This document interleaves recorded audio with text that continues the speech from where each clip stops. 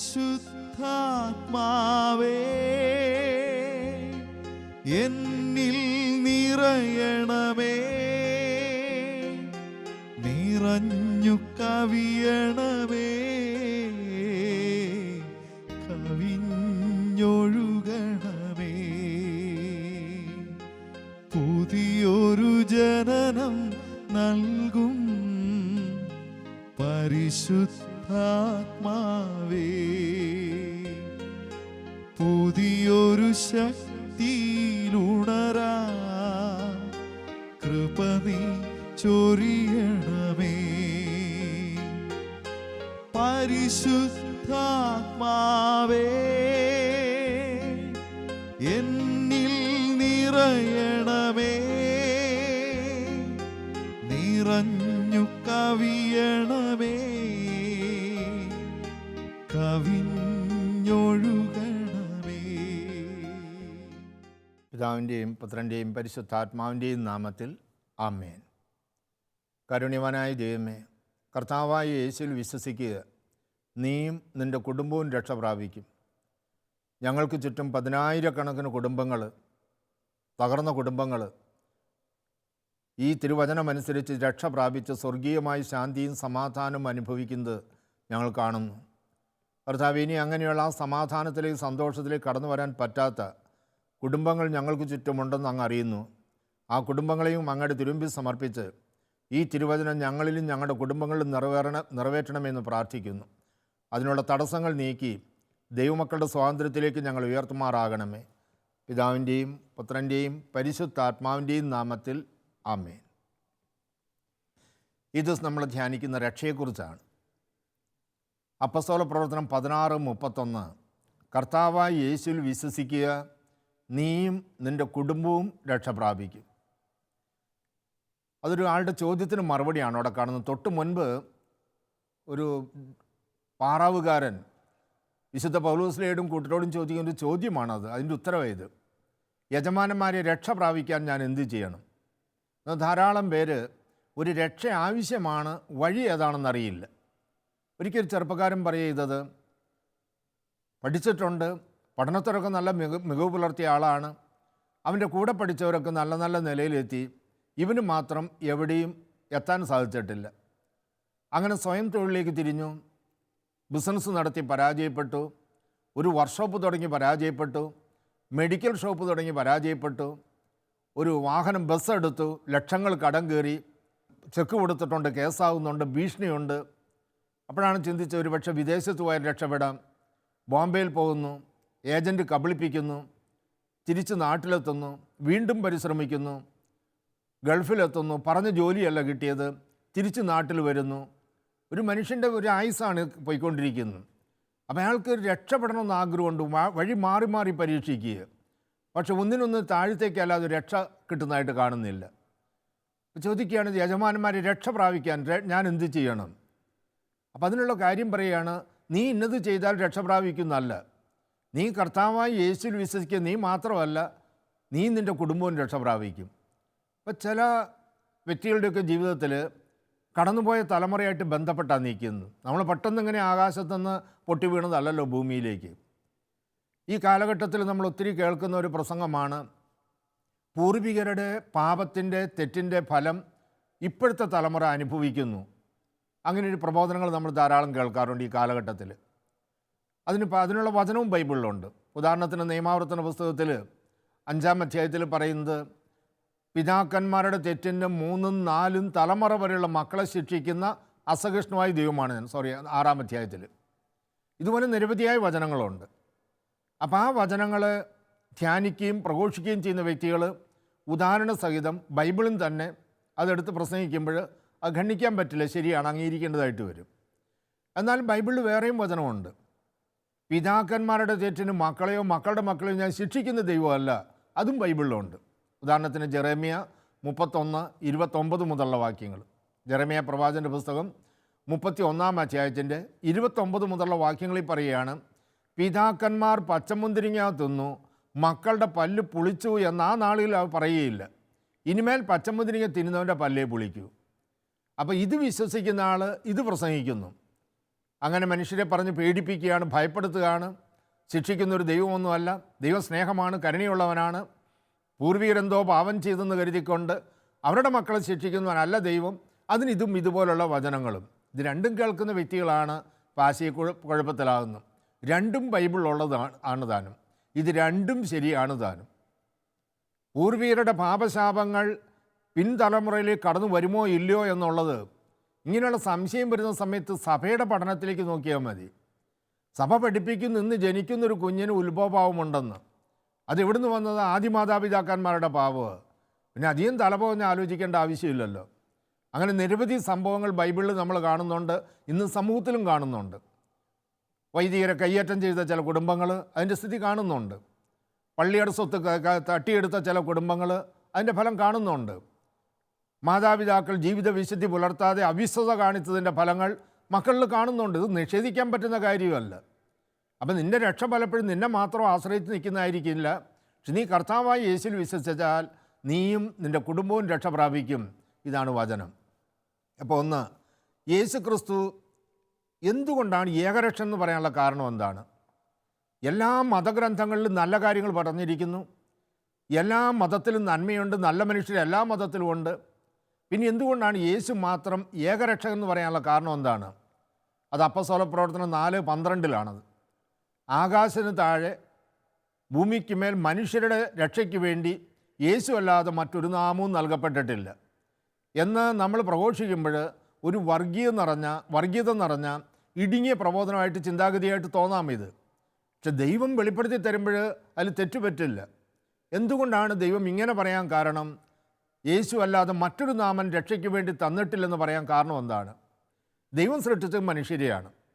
മനുഷ്യർ ഭൂമിയിൽ പെരുകിയപ്പോൾ വിവിധ മതങ്ങളും ആചാരങ്ങളും അനുഷ്ഠാനങ്ങളൊക്കെയായി എന്ന് കരുതിക്കൊണ്ട് ഏതെങ്കിലും ഒരു മതത്തിൽപ്പെട്ട വ്യക്തി ദൈവത്താൽ സൃഷ്ടിക്കപ്പെട്ടവനല്ലാതായി മാറുമോ? അപ്പം മനുഷ്യർ പാപം ചെയ്തപ്പോൾ മനുഷ്യരെ രക്ഷിക്കാൻ വേണ്ടി ദൈവം മനുഷ്യനായി അവതരിച്ചു. അങ്ങനെ പറയുമ്പോൾ അത് സ്ഥിരീകരിക്കാനുള്ള അടയാളം എന്താണ്? അടയാളം ഏത് മതഗ്രന്ഥത്തിലും ക്രിസ്തുവിനെക്കുറിച്ചുള്ള പ്രബോധനം കിടപ്പുണ്ട്. ഒളിഞ്ഞും തെളിഞ്ഞും ക്രിസ്തുവിനെക്കുറിച്ചുള്ള പ്രബോധനം കിടപ്പുണ്ട്. മാത്രമല്ല, ഒരു വ്യക്തിക്ക് ബോധോദയുണ്ടായി പെട്ടെന്നങ്ങ് പറഞ്ഞ് പ്രവചിച്ച് കൂട്ടിയതല്ല ബൈബിൾ. 1000 വർഷങ്ങൾക്കുള്ളിൽ വ്യത്യസ്ത കാലഘട്ടങ്ങളിൽ വ്യത്യസ്ത സ്ഥലങ്ങളിലിരുന്ന് പ്രവാചകന്മാർ പറഞ്ഞത് മുഴുവനും ക്രിസ്തുവിൽ ആ പ്രവചനങ്ങളെല്ലാം പൂർത്തിയാകുക ചെയ്യുന്നു. ഒരു പ്രവാചകൻ പറഞ്ഞു കന്യക ഗർഭം ധരിച്ചൊരു പുത്രനെ പ്രസവിക്കും. അത് യേശു ജനിക്കുന്നതിൻ്റെ 750 വർഷങ്ങൾക്ക് മുമ്പ് പറഞ്ഞത്. അവൻ എവിടെ ജനിക്കും? എല്ലാ കാര്യങ്ങളും കൃത്യമായിട്ട് എഴുതിയിരിക്കുകയാണ്. അതിനുശേഷം കാൽവരി കുരിശിൽ ഓരോന്നും എടുത്തു പറയുക. ഇടത്തും വലത്തുമുള്ള കള്ളന്മാരുടെ അസ്ഥികൾ തകർത്തു കാലിൻ്റെ, യേശുവിൻ്റെ അസ്ഥി തകർത്തില്ല. എന്നിട്ട് അതിൻ്റെ കാരണം പറയുന്നത് അവൻ്റെ അസ്ഥികളിൽ ഒന്നുപോലും തകർക്കപ്പെടില്ലെന്നുള്ള തിരുവെഴുത്ത് നിറവേറാനാണ് ഇത് പൂർത്തിയായത്. അപ്പോൾ യേശുവിൻ്റെ ജീവിതത്തിലെ ഓരോ സംഭവങ്ങളും പ്രവചനങ്ങൾ പൂർത്തിയായിക്കൊണ്ടിരിക്കുകയാണ് ചെയ്യുന്നു. അപ്പം മുൻകൂട്ടി പ്രവചിക്കപ്പെട്ട മനുഷ്യകുലത്തിൻ്റെ രക്ഷയ്ക്ക് വേണ്ടി ഒരേ ഒരു വ്യക്തി ഭൂമിയിൽ ദൈവത്താൽ അയക്കപ്പെട്ട് സകല മനുഷ്യരുടെയും പാപത്തിന് വേണ്ടി പരിഹാരമായി.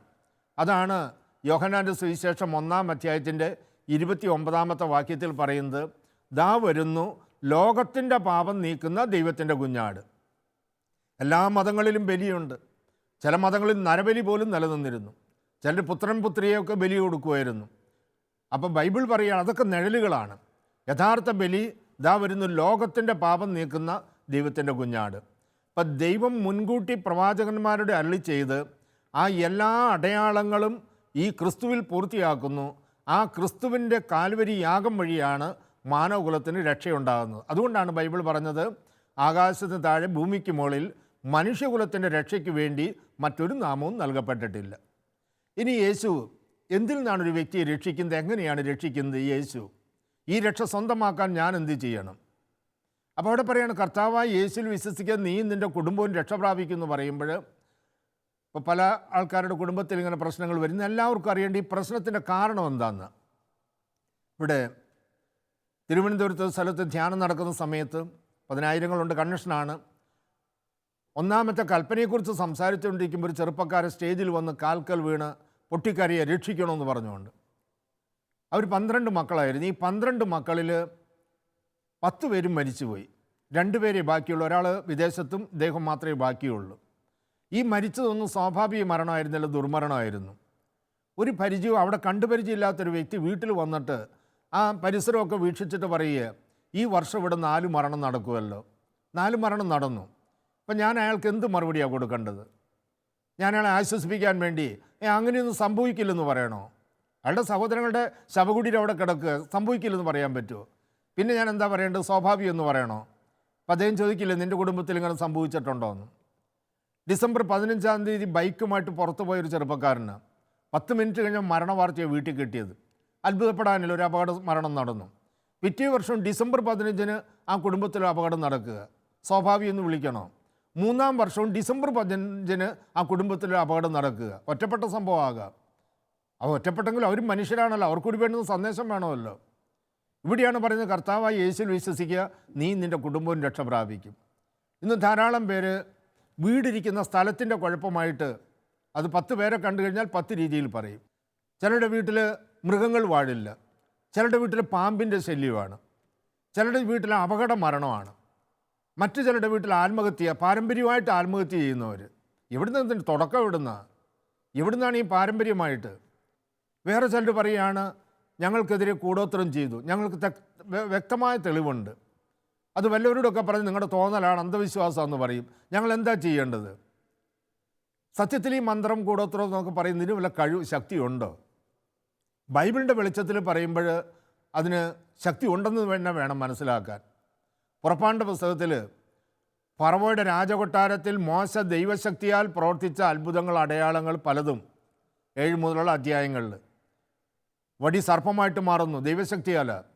ഫറവോയുടെ മന്ത്രവാദികളും മാന്ത്രിക വടി തറയിലിട്ട് അവർ പഠിച്ച മന്ത്രം ജപിച്ചപ്പോൾ അതും സർപ്പമായിട്ട് മാറി. ഒന്ന് ദൈവത്തിൻ്റെ ശക്തി കൊണ്ടെന്നെങ്കിൽ മറ്റൊന്ന് മാന്ത്രിക ശക്തി കൊണ്ടാണ് ഇതവിടെ നടന്നത്. പക്ഷേ അവിടെയൊക്കെ വിജയിച്ചത് അവസാനം ദൈവത്തിൻ്റെ ശക്തിയാണ്. അതിൽ എന്നെ സ്പർശിച്ചത് മന്ത്രത്തിന് ശക്തിയുണ്ടോ ശക്തിയില്ലയോ എന്നുള്ള പഠനമല്ല, അതിന് പിന്നാലെ അല്ല പോകേണ്ടത്. ഈ ശക്തി ആരെയാണ് ബാധിക്കുന്നത് അവിടെ കൃത്യം പറഞ്ഞിട്ടുണ്ട്. പുറപ്പാടിൻ്റെ പുസ്തകം 8-ാം അധ്യായത്തിൽ ഒരു വിദ്യ പ്രവർത്തിക്കാനായിട്ട് മന്ത്രവാദികൾ ശ്രമിക്കുന്നു, അവർ പരാജയപ്പെട്ടപ്പോൾ അവർ ഫറവോയോട് പറയുന്നൊരു മറുപടി ഉണ്ട്, അതാണ് നമ്മൾ ശ്രദ്ധിക്കേണ്ടത്. ഇവിടെ ദൈവകാരം പ്രവർത്തിക്കുന്നു, ഇതിൻ്റെ അപ്പുറത്തേക്കൊന്നും ചെയ്യാൻ ഞങ്ങൾക്ക് കഴിവില്ല. അപ്പോൾ അതിൽ നിന്ന് വ്യക്തമാണ്, ഈ പിശാചാണെങ്കിലും മാന്ത്രിക ശക്തിയാണെങ്കിലും ശാപമാണെങ്കിലും ഇതാരെയാണ് ബാധിക്കുന്നതെന്ന് വ്യക്തമാണ്. ദൈവീക സംരക്ഷണത്തിലല്ലാത്ത മകനെയും മകളെയുമാണ് ഇത് വേട്ടയാടുന്നത്. ഈ അർത്ഥത്തിൽ വേണം അപ്പസ്തോലപ്രവർത്തനം 16:31, നീ കർത്താവായ യേശുവിൽ വിശ്വസിക്കുക, നീയും നിൻ്റെ കുടുംബവും രക്ഷ പ്രാപിക്കും. ഏത് വഴി വന്നു, എങ്ങനെ വന്നു, ഇത് നീ അറിഞ്ഞിട്ടും നിനക്ക് രക്ഷയില്ലെങ്കിൽ എന്താ കാര്യം? ഏത് വഴിയും വരട്ടെ, എവിടുന്നും വരട്ടെ, നിനക്ക് രക്ഷയുണ്ടെങ്കിൽ അതറിഞ്ഞാൽ പോരെ. അതുകൊണ്ടാണ് ബൈബിൾ പറയുന്നത്, വന്ന വഴിയല്ല നീ അറിയേണ്ടത്, ആര് വഴി വന്നു എന്നല്ല അറിയേണ്ടത്, എന്തുകൊണ്ട് എൻ്റെ കുടുംബത്തിൽ സംഭവിച്ചു എന്നല്ല അറിയേണ്ടത്, ഈ സംഭവിച്ചിരുന്ന എനിക്ക് രക്ഷയ്ക്ക് വേണ്ടി എന്താ വഴി, അതാണ് അറിയേണ്ടത്. അവിടെയാണ് ബൈബിൾ പറയുന്നത്, നീ കർത്താവായ യേശുവിൽ വിശ്വസിക്കുക, നീയും നിൻ്റെ കുടുംബവും രക്ഷ പ്രാപിക്കും. അപ്പോൾ എന്തുമാത്രം പൂർവികരായിട്ട് പാപശാപങ്ങൾ കുടുംബത്തിന് വരത്തക്ക രീതിയിൽ പ്രവർത്തിച്ചവരാണെങ്കിലും ഈ തലമുറയിൽ ജീവിക്കുന്ന ഒരു മകൻ, മകൾ, നീ കർത്താവായ യേശുവിൽ വിശ്വസിക്കുക, നീ നിൻ്റെ കുടുംബവും രക്ഷ പ്രാപിക്കും എന്ന് പറയുമ്പോൾ അത് എങ്ങനെയാണ് ഈ രക്ഷ നമ്മിലേക്ക് കടന്നു വരുന്നത്? റോമാക്കാർക്ക് ഇത് ലേഖനം 8-ാം അധ്യായത്തിൻ്റെ 1-ാമത്തെ വാക്യത്തിൽ പറയുന്നത്, 1 മുതലുള്ള വാക്യങ്ങളിൽ പറയുന്നത്, ആകിയാൽ യേശു ക്രിസ്തുവിനോട് ഐക്യപ്പെട്ടിരിക്കുന്നവർക്ക് ശിക്ഷാവിധിയില്ല. ഇന്ന് 10,000 ലക്ഷങ്ങൾ കൺവെൻഷനിൽ സംബന്ധിക്കുന്നു, ധ്യാനത്തിൽ പങ്കെടുക്കുന്നു, കുറേ കുടുംബങ്ങൾ രക്ഷപ്പെടുന്നു, കുറേ വ്യക്തികൾക്കും കുടുംബത്തിന് യാതൊരു മാറ്റവും കാണുന്നില്ല. എന്തുകൊണ്ടാണ് ഇതിന് കാരണം? എന്തായിരിക്കും അതിൻ്റെ കാരണം? ഒരിക്കലും ഒരു വ്യക്തിക്ക് ഒറ്റയ്ക്ക് നിന്ന് വളരാൻ പറ്റില്ല. ഈശോ പറഞ്ഞ് യോഹന്നാൻ്റെ സുവിശേഷം 15-ൽ, ഞാൻ മുന്തിരിച്ചെടിയും നിങ്ങൾ ശാഖകളുമാണ്. ഈ ചെടിയിൽ നിൽക്കാതെ ശാഖയ്ക്ക് തനിയെ ഫലം പുറപ്പെടുവിക്കാൻ പറ്റില്ല. അപ്പോൾ യേശുവിനോട് ഐക്യപ്പെടുക എന്ന് പറഞ്ഞാൽ 2000 വർഷങ്ങൾക്ക് മുൻപ് പലസ്തീനയിൽ പ്രത്യക്ഷപ്പെട്ട് 3 വർഷം പരസ്യജീവിതം കഴിച്ച് കാൽവരിയിൽ യാഗമായ ഒരു ക്രിസ്തുവുമായിട്ട് ഇന്ന് കേരളത്തിൽ ജീവിക്കുന്ന ഒരു വ്യക്തിക്ക് എങ്ങനെയാണ് ഐക്യപ്പെടാൻ പറ്റുന്നത്? അതിനുവേണ്ടി ദൈവം ചെയ്തൊരു സംവിധാനമാണ് അവിടുന്ന് ഒരു സഭ സ്ഥാപിച്ചിരിക്കുന്നത്. മത്തായിയുടെ സുവിശേഷം 16:18 ഈശോ പറഞ്ഞു, നീ പത്രോസാണ്, ഈ പാറമേൽ എൻ്റെ സഭ ഞാൻ സ്ഥാപിക്കും. സഭ എന്താണ്? എഫേസുസുകാർക്ക് എഴുതിയ ലേഖനം അധ്യായം 1 23 വാക്യം. സഭ അവൻ്റെ ശരീരമാണ്. ഈ രക്ഷയ്ക്കുള്ള വഴി ഇതാണ്. നീ കർത്താവായി യേശുവിൽ വിശ്വസിക്കുക. ഇതൊരു വളരെ വിശാലമായിട്ട് നമ്മൾ ധ്യാനിക്കേണ്ട വിഷയം. ഈ 10-25 മിനിറ്റിൻ്റെ ഉള്ളിൽ അതിൻ്റെ പോയിൻ്റ് മാത്രം പറയുകയാണ്. നിങ്ങൾ വ്യക്തിപരമായിട്ട് ഈ പോയിൻ്റ് വെച്ച് പ്രാർത്ഥിക്കുകയാണെങ്കിൽ നിങ്ങളുടെ മുൻപിൽ രക്ഷയ്ക്കുള്ള വഴി പരിശുദ്ധാത്മാവ് വെളിപ്പെടുത്തി തരും. ആ വഴിയിൽ നിങ്ങൾ സഞ്ചരിക്കാൻ തയ്യാറാണെങ്കിൽ നിങ്ങൾ രക്ഷ കണ്ടെത്തും. വെറും കേൾവി മാത്രമാണെങ്കിൽ അതുകൊണ്ട് ഒരു പ്രയോജനം ഉണ്ടാകാൻ പോകുന്നില്ല. ആ കേൾവിയിൽ നിന്ന് നമുക്ക് ബോധ്യം കിട്ടുകയും അത് അന്വേഷിക്കുകയും അതിനുവേണ്ടി ശ്രമിക്കുകയും ചെയ്താൽ നിശ്ചയമായിട്ടും രക്ഷ കണ്ടെത്തും. അപ്പോൾ എഫേസസ് 1:23 പറയുന്നത് സഭ അവൻ്റെ ശരീരമാണ്, ക്രിസ്തുവിൻ്റെ ശരീരമാണ്. ഇതിൻ്റെ ശിരസ്സാണ് ക്രിസ്തു. തീർന്നില്ല, എല്ലാം പൂർത്തിയാക്കുന്ന അവൻ്റെ പൂർണ്ണതയുമാണ് സഭ എന്ന് പറയുന്നത്. അപ്പോൾ യേശുവിനോട് ഐക്യപ്പെടുക എന്ന് പറഞ്ഞാൽ തിരുസഭയിലേക്ക് കടന്നു വരിക എന്ന് സാരം. സഭയിലേക്ക് ഒരു വ്യക്തി കടന്നു വരുന്നത് എങ്ങനെയാണ്? മാമുദീസ വഴി. പിതാവിൻ്റെയും പുത്രൻ്റെയും പരിശുദ്ധാത്മാവിൻ്റെയും നാമത്തിൽ ഒരു മകൾ മാമുദീസ സ്വീകരിക്കുമ്പോൾ ആ വ്യക്തിയുടെ ഉത്ഭവപാപവും കർമ്മപാപവും യേശു ക്രിസ്തുവിൻ്റെ കാൽവരിയിലെ കുരിശു മരണത്തിൻ്റെ യോഗ്യത കൊണ്ട് എന്നേക്കുമായിട്ട് ആ വ്യക്തിക്ക് ക്ഷമിച്ചു കിട്ടുന്നു. ഒന്നാമത്തത് അതാണ്. ഒരുപക്ഷെ ഭാഗികമായിട്ടുള്ള സുവിശേഷം പ്രസംഗിക്കാനല്ല ശിഷ്യന്മാരെ അയച്ചത്. യേശു പറഞ്ഞത്, ഞാൻ നിങ്ങളെ പഠിപ്പിച്ചതെല്ലാം അവരെ പഠിപ്പിക്കണം. പിതാവിൻ്റെയും പുത്രൻ്റെയും പരിശുദ്ധാത്മാവിൻ്റെയും നാമത്തിൽ അവർക്ക് ജ്ഞാനസ്നാനം കൊടുക്കണം. എന്തെങ്കിലും ഭീഷണിപ്പെടുത്തിയിട്ടോ പ്രലോഭിപ്പിച്ചിട്ടോ ക്രിസ്തുമതത്തിൽ ചേർക്കണമെന്ന് പറയുന്നില്ല. അത് യേശു പറഞ്ഞു, നിങ്ങളൊരാളെ മതത്തിൽ ചേർക്കാൻ കടലും കരയും ചുറ്റി സഞ്ചരിക്കുന്നു. ചേർന്ന് കഴിയുമ്പോൾ നിങ്ങളെക്കാൾ ഇരട്ടി നരകസന്തതികളാക്കി തീർക്കുന്നു. ഒരു മതത്തിൻ്റെ അംഗസംഖ്യ വർദ്ധിപ്പിക്കാൻ വേണ്ടിയുള്ള ശ്രമമല്ല ഇവിടെ ഉദ്ദേശിക്കുന്നത്. ഈ സത്യം വിളിച്ചു പറയുക, ദൈവം പ്രപഞ്ചം സൃഷ്ടിച്ചു, മനുഷ്യനെ സൃഷ്ടിച്ചു. മനുഷ്യർ പാപം ചെയ്തപ്പോൾ അവരെ വീണ്ടെടുക്കാൻ വേണ്ടി ദൈവം മനുഷ്യനായി അവതരിച്ചു. ആ ക്രിസ്തുവിൽ നിനക്ക് രക്ഷയുണ്ട്. ഇത് പ്രഘോഷിക്കുമ്പോൾ അത് ഗ്രഹിക്കാൻ ധാരാളം മക്കളുടെ ഹൃദയങ്ങൾ ദൈവം തുറക്കുന്നുണ്ട്. അവർ മാമുദീസ ആഗ്രഹിക്കുന്നുണ്ട്. അവർക്ക് മാമുദീസ ജലം നിഷേധിക്കാൻ ഒരു വ്യക്തിക്കും അധികാരമില്ല. ക്രിസ്തു പഠിപ്പിച്ചാൽ തിരുത്തി പഠിപ്പിക്കാൻ ആർക്കും അനുവാദമില്ല. അപ്പോൾ അവർക്ക് ഞാൻ നിങ്ങളെ പഠിപ്പിച്ചതെല്ലാം അവർ പഠിപ്പിക്കണം. പിതാവിൻ്റെയും പുത്രൻ്റെയും പരിശുദ്ധാത്മാവിൻ്റെയും നാമത്തിൽ അവർക്ക് മാമുദീസ കൊടുക്കണം. ഈ മാമുദീസ സ്വീകരിക്കുന്ന വഴി അവരുടെ പൂർവികരെന്ത് ചെയ്തു അതൊന്നും അവർ നോക്കേണ്ട ആവശ്യമില്ല. ക്രിസ്തുവിലായിരിക്കുന്നവൻ ഒരു പുതിയ സൃഷ്ടിയാണ്. 2 കൊരിന്ത്യർ 5-ാം വാക്യം. ക്രിസ്തുവിലായിരിക്കുന്നവൻ ഒരു പുതിയ സൃഷ്ടിയെ, കഴിഞ്ഞതെല്ലാം കഴിഞ്ഞുപോയി. ഇതാണ് ഒന്നാമത്തെ. യേശുവിനോട് ഐക്യപ്പെടുന്ന ഒന്നാമത്തെ വഴി ഇതാണ്. സഭയോട് ഐക്യപ്പെടുക. സഭയോട് ഐക്യപ്പെടുന്ന കൂദാശ വഴിയാണ്. 2, ഈ മാമുദീസ സ്വീകരിച്ചു കഴിഞ്ഞാൽ പിന്നെ ഒന്നും പേടിക്കാനില്ലേ? ഉണ്ട്. 2 കൊരിന്ത്യർ 4:7 പൗലോസ്ലീഹ പറയാണ്, ഈ നിധി ഞങ്ങൾക്ക് ലഭിച്ചിരിക്കുന്ന മൺപാത്രത്തിൽ. ഈ രക്ഷ ഞങ്ങൾ സ്വന്തമാക്കി. ശരീരത്തിൻ്റെതായ ബലഹീനതയുണ്ട്. ആ ഒരു ബലഹീനമായ ശരീരത്തിലേക്കാണ് ഞാൻ ഈശോയെ സ്വീകരിച്ചിരിക്കുന്നത്. ഞാൻ സ്വതവേ തിന്മയിലേക്ക് ചായ്വുള്ളവനാണ്. അങ്ങനെ പാപ സാഹചര്യം നിറഞ്ഞ ലോകത്താണ് ഞാൻ ജീവിക്കുന്നത്. അതുകൊണ്ടൊരു വീഴ്ച സംഭവിക്കുക സ്വാഭാവികമാണ്. അതിനാണ് കാരുണ്യവാനായ ദൈവം രണ്ടാമതൊരു കൂദാശ നമുക്ക് സ്ഥാപിച്ചു തന്നിരിക്കുന്നത്, അനുരഞ്ജനത്തിൻ്റെ കൂദാശ. എത്രയും നമ്മൾ കൂടെ വിശുദ്ധ കുമ്പസാരം എന്ന കൂദാശ സ്വീകരിക്കുന്നോ അത്രയും വിശുദ്ധിയിൽ വളരാൻ നമ്മളെ സഹായിക്കുന്നു. പലപ്പോഴും നമ്മൾ ചിന്തിക്കുന്നത്, ഗൗരവമുള്ള പാപം ഇല്ലല്ലോ, ശാപദോഷം ഇല്ലല്ലോ, അതുകൊണ്ട് കുമ്പസാരിച്ചില്ലെങ്കിലും കുഴപ്പമില്ല. അവിടെ ദൈവത്തിൻ്റെ വലിയ പരിശുദ്ധാത്മാവിൻ്റെ കൃപ കിട്ടിയ വിശുദ്ധാത്മാക്കൾ പഠിപ്പിക്കുന്നത്, നമ്മൾ ബോധപൂർവം ചെയ്യുന്ന കൊച്ചു കൊച്ചു പാപങ്ങൾ ഗൗരവമുള്ള പാപത്തിലേക്ക് നമ്മളെ നയിക്കും. ഓരോ തരി മണ്ണ് കടിച്ചു കൊണ്ടുവന്ന് ഒരു ചിതൽ ഒരിടത്ത് ആ മൺതരി വെച്ച് വലിയ ചിതൽപ്പുറ്റ് ഉയർന്നു വരുന്നു. നമ്മൾ ബോധപൂർവം ചെയ്യുന്ന കൊച്ചു കൊച്ചു ചെറിയ പാപങ്ങൾ വലിയ പാപത്തിലേക്ക് നമ്മളെ നയിക്കുന്നു. അതുകൊണ്ട് അടുക്കലുള്ള വിശുദ്ധ കുമ്പസാരം വഴി നമ്മൾ ക്രിസ്തുവുമായിട്ടുള്ള ബന്ധം വിച്ഛേദിക്കപ്പെടാതെ അതിൽ ഉറച്ചു നിൽക്കുന്നു. രക്ഷ വരുന്ന വഴിയാണിത്. 3, യോഹന്നാൻ്റെ സുവിശേഷം 6-ാം 53 വാക്യങ്ങളിൽ പറഞ്ഞു, എൻ്റെ ശരീരം ഭക്ഷിക്കുകയും എൻ്റെ രക്തം പാനം ചെയ്യുകയും ചെയ്യുന്നില്ലെങ്കിൽ നിങ്ങൾക്ക് നിത്യജീവൻ ഉണ്ടായിരിക്കുകയില്ല. എൻ്റെ ശരീരം ഭക്ഷിക്കുകയും എൻ്റെ രക്തം പാനം ചെയ്യുകയും ചെയ്യുന്നവന് നിത്യജീവനുണ്ട്. ഈ പിശാച് മന്ത്രവാദമായാലും കൂടോത്രമാണെങ്കിലും ഇതിൽ നിന്നൊക്കെ നമ്മളെ സംരക്ഷിക്കാനുള്ള ദൈവിക സംവിധാനമാണ് ഈ പരിശുദ്ധ കുർബാന എന്ന് പറയുന്നത്. പുറപ്പാടിൻ്റെ പുസ്തകം 12 ഈജിപ്തിലേക്ക് ഒരു സംഹാരദൂതൻ വരിക. അത് എല്ലാത്തിനെയും സംഹരിക്കാൻ വേണ്ടി തയ്യാറായിട്ടാണ് വരുന്നത്. മൃഗമായിരുന്നാലും പ്രജയായിരുന്നാലും രാജാവാണെങ്കിലും ആരെയും നാദിജാതന്മാർ ഇന്ന് രാത്രി ഈ സംഹാരദൂതൻ സംഹരിക്കും. ഇതിൽ നിന്ന് രക്ഷപ്പെടാൻ എന്താ വഴി? അതിന് രക്ഷപ്പെടാനുള്ള വഴി പറഞ്ഞു കൊടുത്തത് പെസഹ കുഞ്ഞാടിനെ അറക്കുമ്പോൾ അതിൻ്റെ രക്തത്തിൽ അല്പമെടുത്ത് കട്ടിലപ്പടിയുടെ മുകളിൽ അടയാളം വയ്ക്കണം. ഈ പെസഹ കുഞ്ഞാട് ക്രിസ്തു അല്ലാതെ മറ്റാരാ? ഈ രക്തത്തിൻ്റെ അടയാളം കാണുന്ന ഭവനത്തെ ആ സംഹാരദൂതൻ ഉപദ്രവിക്കില്ല, കടന്നു പോകുന്നതാണ് പറയുന്നത്. ഈ അർത്ഥത്തിൽ വേണം സംഖ്യാപുസ്തകം 23:23 കാണാൻ. ഇസ്രായേലിന് ആഭിചാരം ഏൽക്കിയില്ല, യാക്കോബിനെതിരെ ക്ഷുദ്രവിദ്യ ഫലിക്കില്ല. പണ്ട് മാമുദീസ സ്വീകരിച്ചിട്ടുണ്ട്, അതുകൊണ്ട് എനിക്കൊരു കുഴപ്പമില്ലെന്ന് പറഞ്ഞ് നടക്കരുത്. കൂടെയുള്ള വിശുദ്ധ കുമ്പസാരം വഴിയുള്ള യേശുവുമായിട്ടുള്ള ഐക്യം, യോഗ്യതയിലുള്ള പരിശുദ്ധ കുർബാന സ്വീകരണം ഉണ്ടെങ്കിൽ അവൻ മന്ത്രവാദിയോ ഈ സംഹാരദൂതനെയോ പേടിക്കേണ്ട.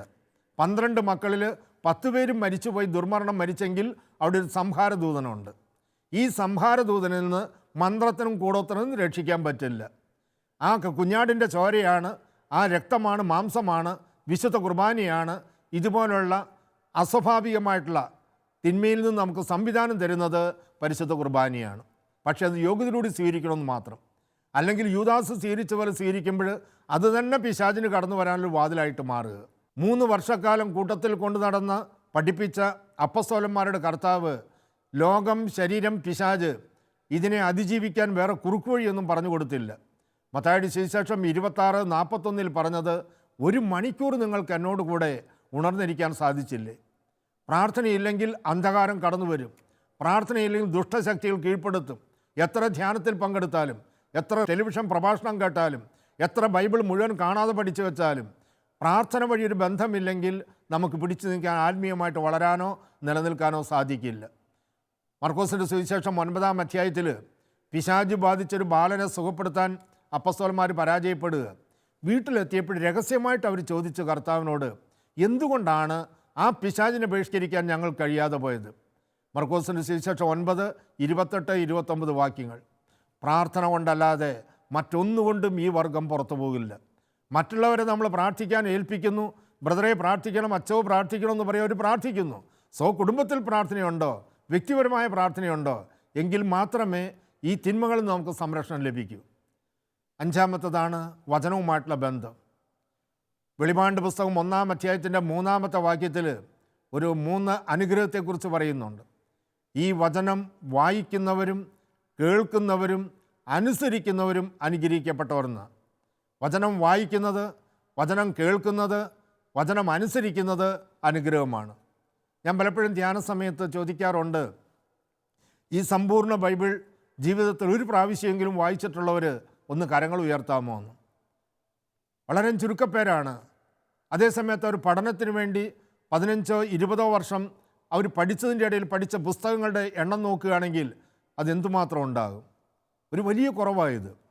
മത്തായിയുടെ സുവിശേഷം 22-ാം അധ്യായത്തിൻ്റെ 29 മുതലുള്ള വാക്യങ്ങളിൽ യേശു പറയുന്നുണ്ട്, ദൈവത്തിൻ്റെ ശക്തിയോ തിരുവചനങ്ങളോ അറിയാത്തതുകൊണ്ട് നിങ്ങൾക്ക് തെറ്റുപറ്റുന്നു. ബാക്കിയെല്ലാം അറിയാം, ഭൗതിക കാര്യങ്ങളൊക്കെ അറിയാം. ദൈവത്തിൻ്റെ ശക്തി, ഈ പ്രശ്നത്തിൽ ദൈവത്തിന് എന്ത് ചെയ്യാൻ പറ്റും, ദൈവം എന്ത് ചെയ്യും, അതിനെക്കുറിച്ചുള്ള അജ്ഞത. ഈ പ്രശ്നത്തെക്കുറിച്ച് വിശുദ്ധ ഗ്രന്ഥം എന്താണ് പറയുന്നത്, അതിനെക്കുറിച്ചുള്ള അജ്ഞത. അതെവിടെ ചെന്ന് എത്തിക്കുന്നു? ഒരു വർഷത്തിൻ്റെ ഉള്ളിൽ നമ്മുടെ കൊച്ചു കേരളത്തിൽ വിവാഹമോചനത്തിൻ്റെ കണക്ക് 19,028 വിവാഹമോചന കേസ്. എന്താ ഇതിൻ്റെ കാരണം? ഈ പ്രശ്നം, ഭാര്യയും ഭർത്താവായിട്ട് പ്രശ്നമുണ്ട്, ഇതിൽ ദൈവത്തോട് പ്രാർത്ഥിച്ചാൽ എന്ത് നടക്കുമെന്ന് ഇവർക്കറിയില്ല. ഇതിനെക്കുറിച്ച് ബൈബിൾ എന്താണ് പറയുന്നത് ഇവർക്കറിയില്ല. ഇതുകൊണ്ടാണ് തെറ്റുപറ്റുന്നത്. അപ്പോൾ വിശുദ്ധ ഗ്രന്ഥം മാറ്റിവെച്ചിട്ട് രക്ഷ നമ്മൾ പ്രതീക്ഷിക്കരുത്. വചനം കേൾക്കണം, വചനം വായിക്കണം, വചനം അനുസരിക്കാൻ സന്മനസ് കാണിക്കണം, പരിശ്രമിക്കണം. അവസാനത്തായിട്ട് പറയുന്നത്, ബൈബിൾ പറയുകയാണ്, ഈ ചെറിയവരിൽ ഒരുവന് ചെയ്തപ്പോഴും എനിക്ക് തന്നെയാണ് ചെയ്തത്. ദാനധർമ്മശീലം. ഒത്തിരി പേരുടെ കുടുംബത്തിൽ ദൈവകൃപ ലഭിക്കാത്തതിൻ്റെ കാരണം സ്വാർത്ഥതയാണ്, പരസ്നേഹപ്രവൃത്തിയില്ല. ഈ കരുണയുടെ വർഷമെങ്കിലും കരുണ കാണിക്കുക. ഈ സമ്പത്ത് കുന്നുകൂട്ടി വെച്ച് അതിൻ്റെ മുകളിൽ കയറി ഇരുന്നിട്ട് നമുക്കൊന്നും കിട്ടാൻ പോകുന്നില്ല. ഇത് അർഹിക്കുന്നവരുമായിട്ട് പങ്കുവയ്ക്കുക, സ്വർഗരാജ്യം നമുക്ക് സ്വന്തമായിരിക്കും. കേട്ട വചനത്തിൻ്റെ വെളിച്ചത്തിൽ യേശുവിലൂടെ ഒഴുകുന്ന രക്ഷ അത് എൻ്റെയും നിങ്ങളുടെയും കുടുംബത്തിൽ സ്വന്തമാക്കാൻ, ഈ കേട്ട വചനങ്ങൾ ജീവിതത്തിൽ പ്രാവർത്തികമാക്കാൻ ആവശ്യമായ കൃപാവരത്തിന് വേണ്ടി നമുക്ക് പ്രാർത്ഥിക്കാം. കരുണ്യവാനായ ദൈവമേ, ക്രിസ്ത്യാനി എന്നറിയപ്പെടുന്നുവെങ്കിലും ക്രിസ്തു സഭയിലൊരു അംഗം എന്ന് വിശ്വസിക്കുന്നെങ്കിലും ദൈവത്തിൻ്റെ ഹിതമോ ദൈവത്തിൻ്റെ വചനമോ വേണ്ട രീതിയിൽ അനുസരിക്കാൻ പരാജയപ്പെട്ടൊരു വ്യക്തിയാണ് ഞാനെന്ന് സമ്മതിക്കുന്നു. എൻ്റെ കർത്താവേ, അങ്ങിലൂടെ ഒഴുകിയിറങ്ങുന്ന ആ രക്ഷ ഞാനും എൻ്റെ കുടുംബവും അനുഭവിക്കുക, അതിന് തടസ്സമായ എല്ലാ മേഖലകളിൽ നീക്കുവാൻ ഒരു പുതു ചൈതന്യം എന്നിൽ നിക്ഷേപിക്കണമേ. കർത്താവായ യേശു ക്രിസ്തു വഴി പിതാവായ ദൈവത്തിൻ്റെ സന്നിധിയിൽ ഞങ്ങൾ സമർപ്പിക്കുന്ന പ്രാർത്ഥന കേട്ടരുളണമേ. പിതാവിൻ്റെയും പുത്രൻ്റെയും പരിശുദ്ധാത്മാവിൻ്റെയും നാമത്തിൽ ആമേൻ.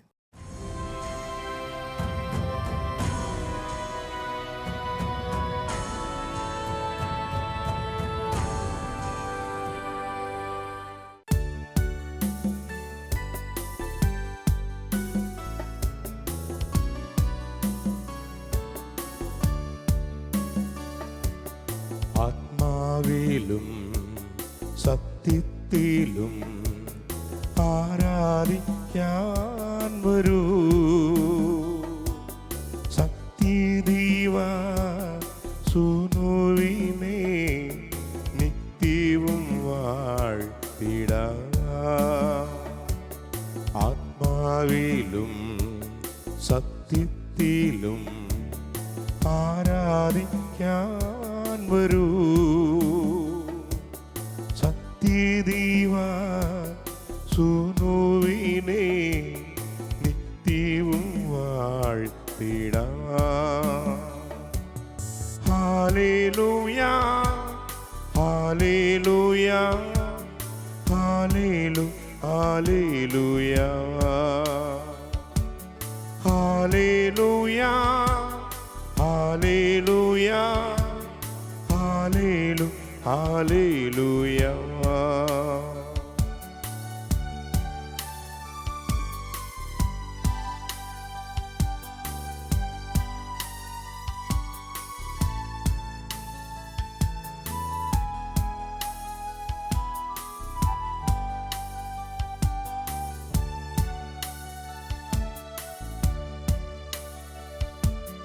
രക്തത്താലേ വീണ്ടെടുത്ത രക്ഷകനേശുവിൻ രക്ഷയേകും പൂജ്യനാമം സർവരും വാഴ്ത്തുവിൻ. രക്തത്താലേ വീണ്ടെടുത്ത രക്ഷകനേശുവിൻ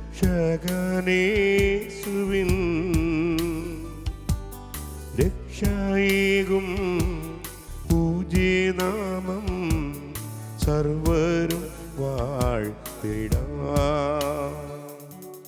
ഹല്ലേലൂയ ഹല്ലേലൂയ ഹല്ലേലൂയ ഹല്ലേലൂയ ഹല്ലേലൂയ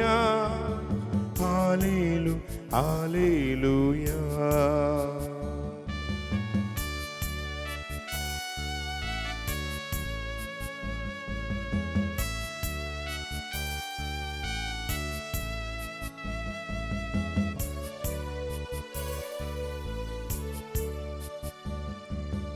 രാജകീയ വംശമേവാ രാജാദി രാജനാ നവ്യഗാനം ആലപിക്കാൻ ഭവ്യതയോർന്നു വാ. രാജകീയ വംശമേവാ രാജാദി രാജനാ നവ്യഗാനം ആലപിക്കാൻ ഭവ്യതയാർന്നു വാ. ഹല്ലേലൂയ ഹല്ലേലൂയ ഹല്ലേലൂയ ഹല്ലേലൂയ ഹല്ലേലൂയ ഹല്ലേലൂയ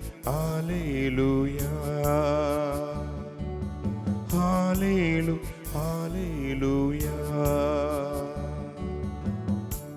യേശു ഏകരക്ഷകൻ വിഷയത്തെക്കുറിച്ച് നമ്മൾ വചനം കേൾക്കുകയായിരുന്നു. അപ്പസ്തോല പ്രവർത്തനം 4:12 ആകാശത്തിന് താഴെ ഭൂമിക്ക് മുകളിൽ മനുഷ്യവർഗത്തിൻ്റെ രക്ഷയ്ക്ക് വേണ്ടി യേശു അല്ലാതെ പ്രപഞ്ച സൃഷ്ടാവായി ദൈവം വേറൊരു നാമം നൽകിയിട്ടില്ല. യേശു പറഞ്ഞു യോഹന്നാൻ്റെ സുവിശേഷം 8:32, നിങ്ങൾ സത്യം അറിയുകയും സത്യം നിങ്ങളെ സ്വതന്ത്രരാക്കുകയും ചെയ്യും. എന്താണ് ആ സത്യം? ഒരു സൂര്യൻ ലോകത്തെ മുഴുവൻ പ്രകാശിപ്പിക്കുന്ന പോലെ ഒരു ദൈവം പ്രപഞ്ചത്തെ സൃഷ്ടിച്ചു, മനുഷ്യ മക്കളെ സൃഷ്ടിച്ചു.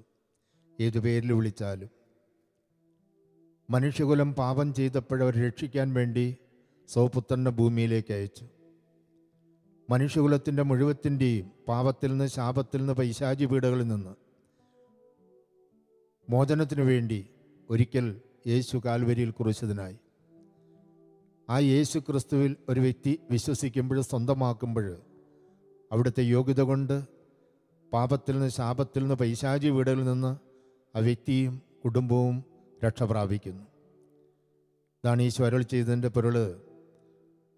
നിങ്ങൾ സത്യം അറിയുകയും സത്യം നിങ്ങളെ സ്വതന്ത്രരാക്കുകയും ചെയ്യും.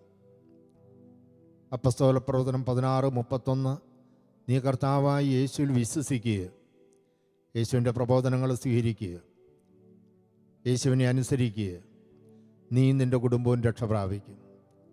നീയും എന്ന് പറയുമ്പോൾ വേർതിരിക്കാൻ പറ്റാത്ത ആത്മാവ്, മനസ്സ്, ശരീരം. ഇവിടെ ഭാഗികമായിട്ട് ശരീരത്തിലെ രോഗത്തിന് വൈദ്യശാസ്ത്രത്തിന് സൗഖ്യം തരാൻ പറ്റും. പക്ഷേ എൻ്റെ പാപത്തിൽ നിന്ന് വൈദ്യശാസ്ത്രത്തിന് എനിക്ക് മോചനം തരാൻ പറ്റുമോ? മനസ്സിനൊരു പരിധി വരെ മനഃശാസ്ത്രജ്ഞന് സൗഖ്യം തരാൻ പറ്റും. എൻ്റെ അബോധ മനസ്സിൽ കിടക്കുന്ന പ്രശ്നങ്ങൾ എങ്ങനെ പരിഹരിക്കും? നീ കർത്താവായ യേശുവിൽ വിശ്വസിക്കുക, നീയും നിൻ്റെ ആത്മാവ്, മനസ്സ്, ശരീരം, നിൻ്റെ കുടുംബവും രക്ഷ പ്രാപിക്കും. ആ ദൈവത്തിൻ്റെ സന്നിധിയിലേക്ക് ഈ സന്ധ്യാവേളയിൽ, ഈ രാത്രി സമയത്ത് നമ്മളെയും നമ്മുടെ കുടുംബാംഗങ്ങളെയും സമർപ്പിക്കാം. ലോകം വിവിധങ്ങളായ കാര്യങ്ങളിൽ വ്യാപൃതരായിരിക്കുമ്പോൾ ദൈവം ഈ കാലഘട്ടത്തിൽ മാധ്യമങ്ങളെ അനുഗ്രഹിച്ച് ആശീർവദിച്ച് അനേകായിരങ്ങൾക്ക് സൗഖ്യവും ശാന്തിയും നൽകാൻ ആഗ്രഹിക്കുമ്പോൾ നമ്മുടെ വീട്ടിൽ, നമ്മുടെ മുറിയിൽ, ഈ ടെലിവിഷനിലൂടെ ദൈവം നൽകുന്ന ഈ തിരുവചനം കേൾക്കുകയും ലോകം മുഴുവനുള്ള സക്രാരിയിൽ വസിക്കുന്ന ഈശോയെ, ആ ഈശോയുടെ സന്നിധിയിലേക്ക് നമ്മുടെ പ്രശ്നങ്ങളും പ്രതിസന്ധികളും സമർപ്പിച്ച് വിശ്വാസപൂർവ്വം പ്രാർത്ഥിക്കുമ്പോൾ ഈ അപ്പസ്തോല പ്രവർത്തനം 16:31 ഈ നിമിഷങ്ങളിൽ തന്നെ, ഈ സമയങ്ങളിൽ തന്നെ ആയിരക്കണക്കിന് വ്യക്തികളിലും കുടുംബങ്ങളിലും ദൈവം അത് നിറവേറ്റുന്നു. 10 കുഷ്ഠരോഗികൾ യേശുവിൻ്റെ അടുത്ത് വന്നതാണ്. അവിടെ സൗഖ്യം കിട്ടിയില്ല. സുഖപ്പെട്ടു എന്ന് പുരോഹിതരെ കാണിക്കുക, പോകും വഴി ഒരു സൗഖ്യം പ്രാപിച്ചു. ഈ ആരാധനാവേളയിൽ ഉത്തരം കിട്ടാത്ത ചോദ്യങ്ങളും ഭൂമിയിൽ ആർക്കും പരിഹരിക്കാൻ പറ്റാത്ത പ്രശ്നങ്ങളും പേറി നടക്കുന്ന ദൈവത്തിൻ്റെ മക്കളെ ദൈവം മാടി വിളിക്കുകയാണ്. അധ്വാനിക്കുന്നവരും ഭാരം വഹിക്കുന്നവരുമായി നിങ്ങളെല്ലാവരും എൻ്റെ അടുക്കൽ വരുവിൻ, ഞാൻ നിങ്ങളെ ആശ്വസിപ്പിക്കുക. ആശ്വാസദായകനായ, ശാന്തശീലനായ, വിനീത ഹൃദയനായ, ജാതിയോ മതമോ ഭാഷയോ നോക്കാത്ത ആ യേശുവിൻ്റെ സന്നിധിയിലേക്ക്, ആ രക്ഷകൻ്റെ സന്നിധിയിലേക്ക് നമ്മുടെ ഭാരവുമായി നമുക്ക് കടന്നു വരാം. അവിടുന്ന് ആശ്വസിപ്പിക്കട്ടെ.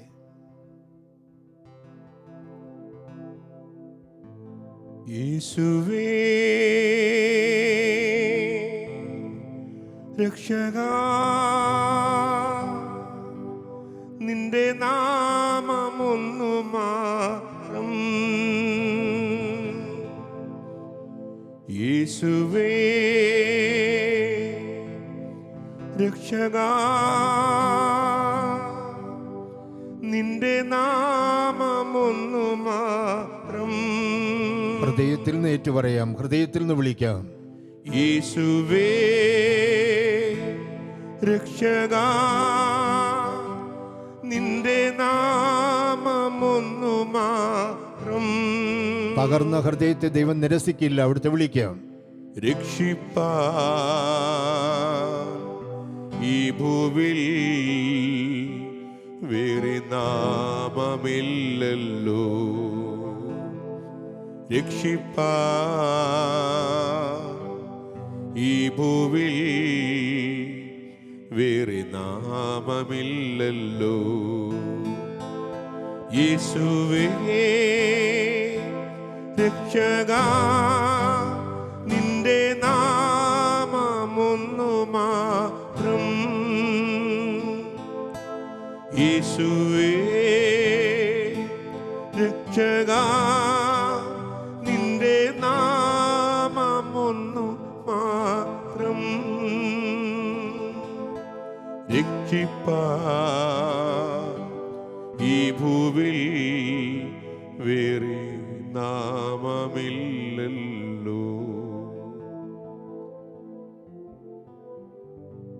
കാലഘട്ടത്തിൽ പാരമ്പര്യമായിട്ട് ചില കുടുംബങ്ങൾ പരിഹരിക്കാൻ പറ്റാത്ത പ്രശ്നങ്ങളുമായി ജീവിക്കുന്ന നമുക്ക് കാണാൻ പറ്റും.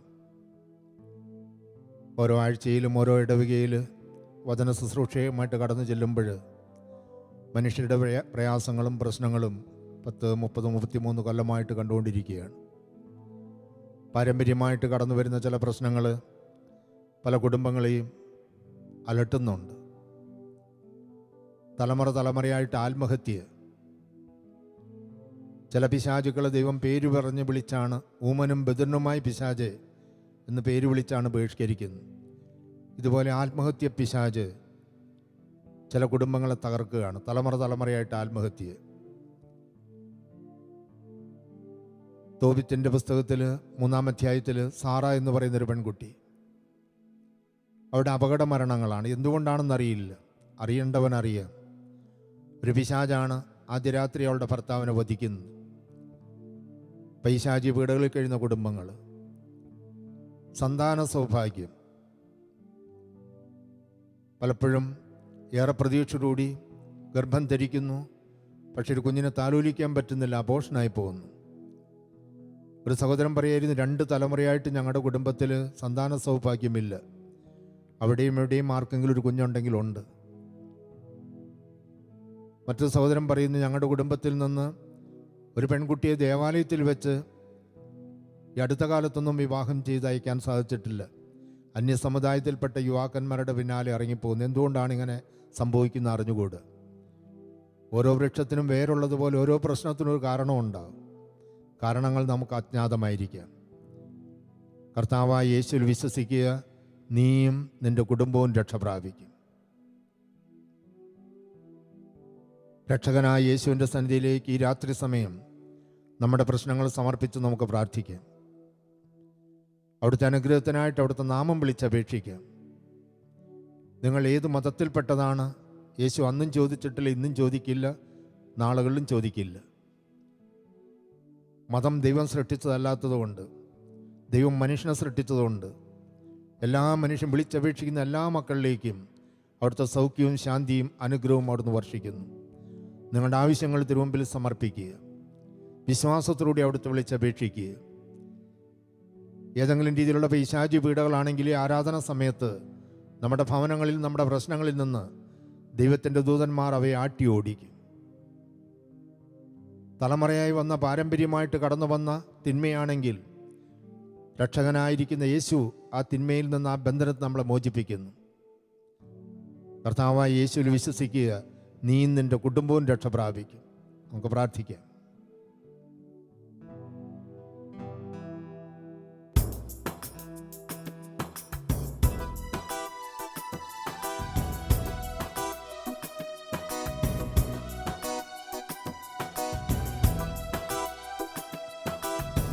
ആകാശത്തിൻ കീഴിൽ വേറൊരു നാമമില്ലല്ലോ, യേശു നാമമല്ലാതെ, യേശു നാമമല്ലാതെ. മാനവരക്ഷയ്ക്കുഴിയിൽ വേറൊരു നാമമില്ലല്ലോ, യേശു നാമമല്ലാതെ, യേശു നാമമല്ലാതെ. ആകാശത്തിൻ കീഴിൽ വേറൊരു നാമമില്ലല്ലോ, യേശു നാമമല്ലാതെ, യേശു നാമമല്ലാതെ. മാനവരക്ഷയ്ക്കുഴിയിൽ വേറൊരു നാമമില്ലല്ലോ, യേശു നാമമല്ലാതെ, യേശു നാമമല്ലാതെ.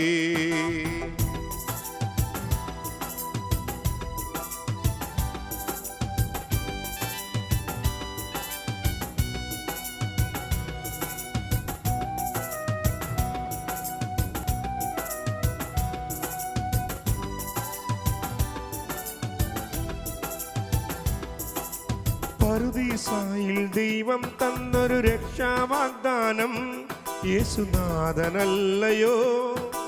പ്രവാചകന്മാർ മുന്നേ ചൊന്നൊരു രക്ഷാ സന്ദേശം യേശുനാഥനല്ലയോ, യേശുനാഥനല്ലയോ.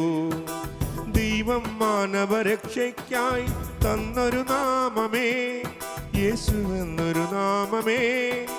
ഭൂലോകങ്ങൾ മുട്ടുമടക്കും ഉന്നത നാമമേ യേശുവെന്നൊരു നാമമേ, യേശുവെന്നൊരു നാമമേ.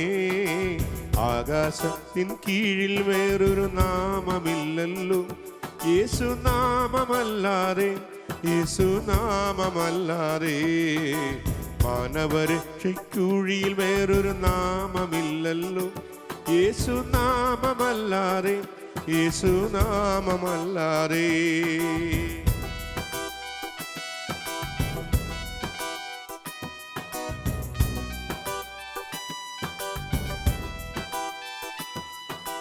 മറ്റൊരുവനിലും രക്ഷയതില്ല യേശുവിലല്ലാതെ. ഏകരക്ഷകനവനല്ലോ. യേശുവിലുള്ളൊരു വിശ്വാസത്താൽ രക്ഷ വരിച്ചിടാം, നിത്യരക്ഷ വരിച്ചിടാം. മറ്റൊരുവനിലും രക്ഷയതില്ല യേശുവിലല്ലാതെ. ഏകരക്ഷകനവനല്ലോ. യേശുവിലുള്ളൊരു വിശ്വാസത്താൽ രക്ഷ വരിച്ചിടാം, നിത്യരക്ഷ വരിച്ചിടാം, നിത്യരക്ഷ വരിച്ചിടാം. ആകാശത്തിൻ കീഴിൽ വേറൊരു നാമമില്ലല്ലോ യേശുനാമമല്ലാതെ, യേശുനാമമല്ലാതെ. മാനവരക്ഷയ്ക്കുഴിയിൽ വേറൊരു നാമമില്ലല്ലോ യേശുനാമമല്ലാതെ, യേശുനാമമല്ലാതെ, യേശുനാമമല്ലാതെ, യേശുനാമമല്ലാതെ, യേശുനാമമല്ലാതെ, യേശുനാമമല്ലാതെ. പ്രിയപ്പെട്ടവരെ, 24 മണിക്കൂറിൽ ദീർഘസമയം ഈ ലോകത്തിലെ കാര്യങ്ങൾക്ക് വേണ്ടി നമ്മൾ ചെലവഴിക്കുമ്പോൾ ഈ ദൈവത്തെ നമ്മൾ ആരാധിക്കണം. ഈ ദൈവത്തെ ആരാധിക്കുന്നതിൽ നമ്മൾ പിശുക്ക് കാണിക്കരുത്. ദൈവത്തെ ആരാധിക്കും തോറും നമ്മുടെ വ്യക്തി ജീവിതത്തിൽ, കുടുംബത്തിൽ നിന്ന് തിന്മയുടെ മൂടൽമഞ്ഞ് നീങ്ങിപ്പോകും. പുറപ്പാടിൻ്റെ പുസ്തകം 23-ാം അധ്യായം 25-26 വാക്യങ്ങൾ. നിങ്ങളുടെ ദൈവമായ കർത്താവിനെ നിങ്ങൾ ആരാധിക്കണം. അപ്പോൾ ഞാൻ നിങ്ങളുടെ ഭക്ഷ്യവും പാനീയവും ആശീർവദിക്കും. നിങ്ങളുടെ ഇടയിൽ നിന്ന് രോഗം നിർമ്മാർജ്ജനം ചെയ്യും. ഗർഭഛിദ്രമോ വന്ധ്യതയോ നാട്ടിലുണ്ടായിരിക്കുകയില്ല. നിനക്ക് ഞാൻ ദീർഘായുസ് തരും.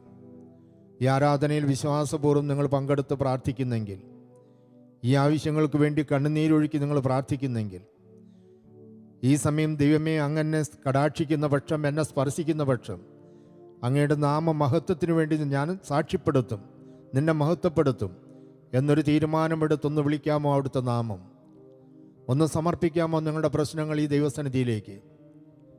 വിശുദ്ധ പൗലോസ്ലീഹ പറയുന്നു, ദൈവരാജ്യം വാക്കുകളിലല്ല ശക്തിയിലാണ്.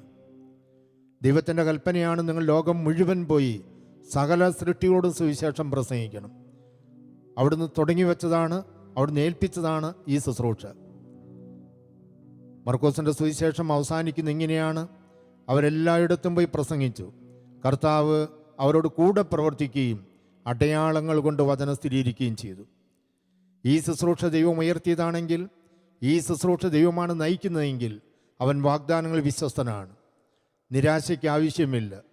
പ്രതീക്ഷയോടുകൂടി, പ്രത്യാശയോടുകൂടി, വിശ്വാസത്തോടുകൂടി ഈ രാത്രി സമയം കർത്താവിൻ്റെ സന്ധ്യയിൽ പ്രാർത്ഥിക്കാമെങ്കിൽ അത്ഭുതം ദർശിക്കും. അത് കർത്താവിൻ്റെ വചനമാണ്, അത് കർത്താവിൻ്റെ വാഗ്ദാനമാണ്. ഇനിയും പല മക്കൾക്കും അവരുടെ ബിസിനസ് തകരുകയാണ്, കടങ്ങൾ കയറിക്കൊണ്ടിരിക്കുന്നു, കൃഷി പരാജയപ്പെടുന്നു, ലക്ഷങ്ങൾ കടമായിരിക്കുന്നു. കാലാവസ്ഥയുടെ വ്യതിയാനം കൊണ്ട് കൃഷി മുഴുവൻ നശിച്ചു. വരൾച്ച, വെള്ളപ്പൊക്കം, കാറ്റ്, കൃഷി നശിച്ചു. ഏക വരുമാന മാർഗം അതാണ്. എന്ത് ചെയ്യണമെന്നറിയില്ല. ബിസിനസ്സായിരുന്നു എൻ്റെ വരുമാന മാർഗം, അത് പരാജയമാണ്. എന്ത് ചെയ്യണമെന്നറിയില്ല.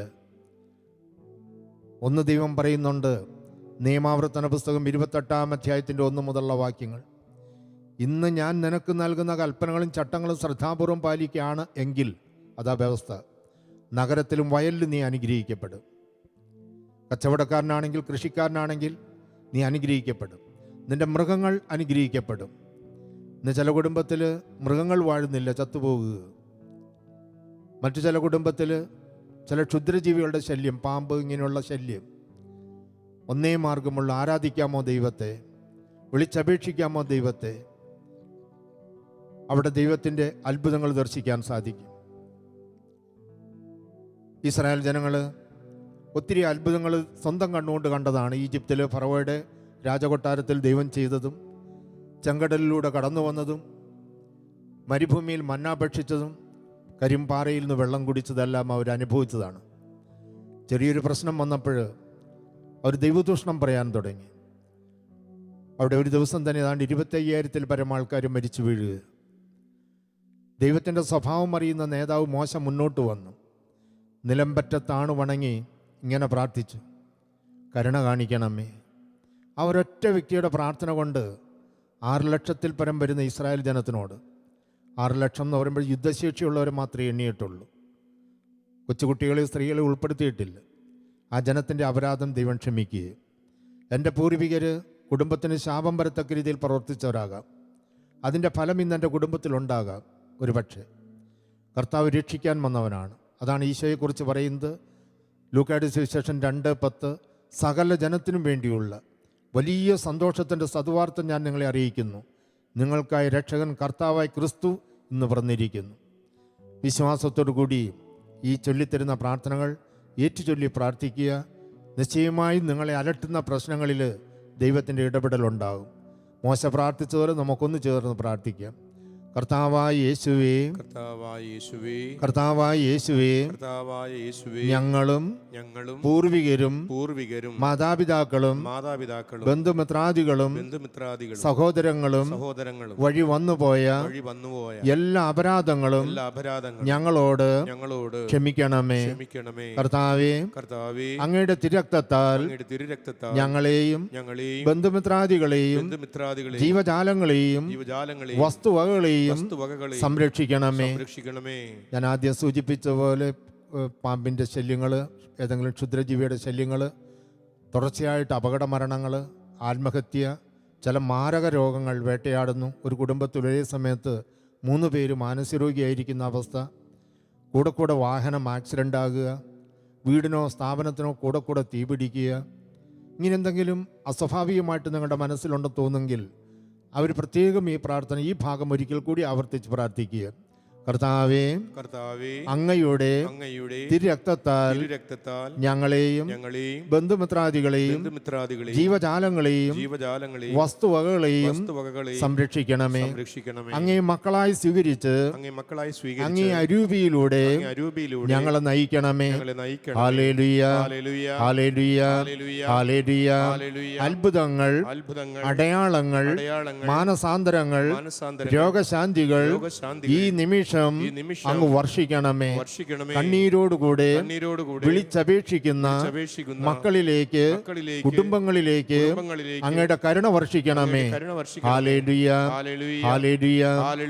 നമ്മുടെ പ്രാർത്ഥന സ്വീകരിച്ച് തിരുമുമ്പിൽ സമയം ചെലവഴിച്ച് 1 മണിക്കൂർ സമയം ദൈവത്തിൻ്റെ വചനത്തിന് കാതുകൊടുത്ത് അവിടുത്തെ തിരുമുഖത്തേക്ക് നോക്കി പ്രാർത്ഥിച്ച നമ്മളുടെ പ്രാർത്ഥനകൾക്ക് അവിടുന്ന് ഉത്തരം തന്നു എന്ന് വിശ്വസിക്കുക.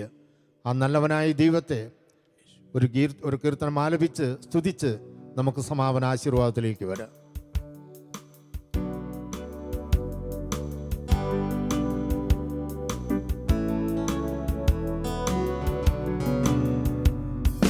യേശുനാമമെന്റെ ആശ്രയം, ആശയറ്റ നേരമെന്റെ ആശ്വാസം, നിൻ വചനമാരി തൂകി നീ എന്റെ വേദനകൾ സൗഖ്യമാക്കണേ. യേശുനാമമെന്റെ ആശ്രയം, ആശയറ്റ നേരമെന്റെ ആശ്വാസം, നിൻ വചനമാരി തൂകി നീ എന്റെ വേദനകൾ സൗഖ്യമാക്കണേ. ബത്സയിദാ കുളക്കരയിലെ രോഗി പോൽ ഞാൻ തളർന്നവനാകുന്നു, നിന്റെ കരുണ തേടുന്നു, വൈകലേ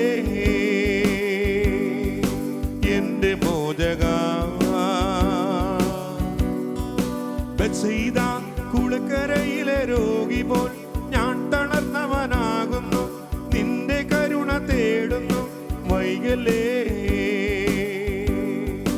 എന്റെ മോചക, വൈകലേ എന്റെ മോചക. യേശുനാമം എന്റെ ആശ്രയം, ആശയറ്റ നേരം എന്റെ ആശ്വാസം. നിൻ വചനമാരി തൂകി നീ എന്റെ വേദനകൾ സൗഖ്യമാക്കണേ.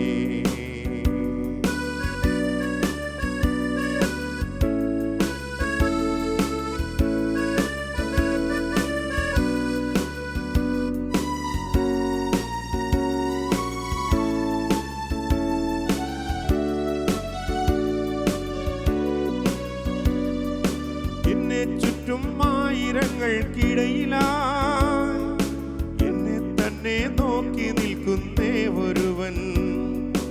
എന്നെ ചുറ്റും ആയിരങ്ങൾക്കിടയിലായി എന്നെ തന്നെ നോക്കി നിൽക്കുന്നേ ഒരുവൻ. അത് യേശുവായിരുന്നു, എന്റെ രക്ഷയായിരുന്നു. അവൻ എന്റെ ശിക്ഷ ഏറ്റുവാങ്ങി നിന്നു.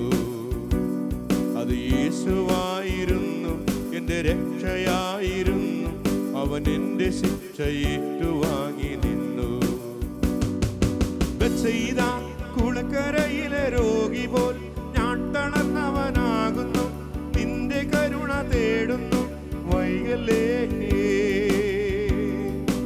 എന്റെ മോചക, വൈകലേ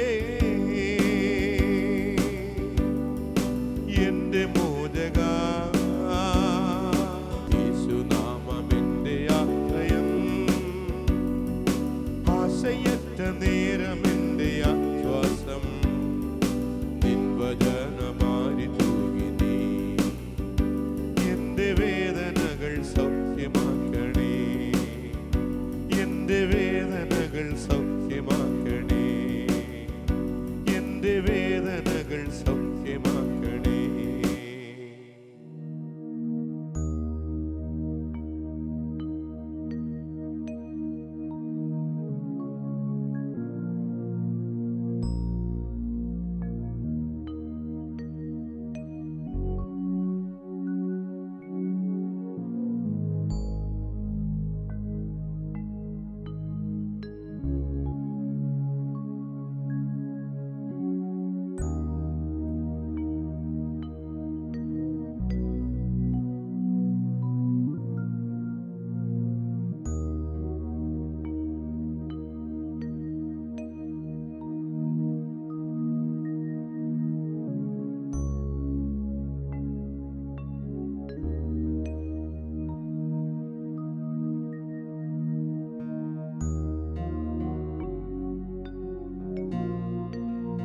പരിശുദ്ധ ശരീരത്താലും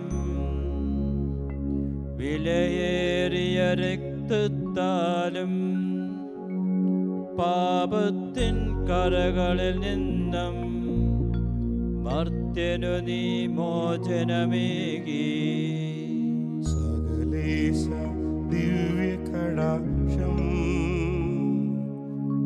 തൂകണമേ വത്സലസുതരീ. നിർമ്മലരായി ജീവിച്ചിടുവാൻ ചിന്തണമേ ദിവ്യവരങ്ങൾ.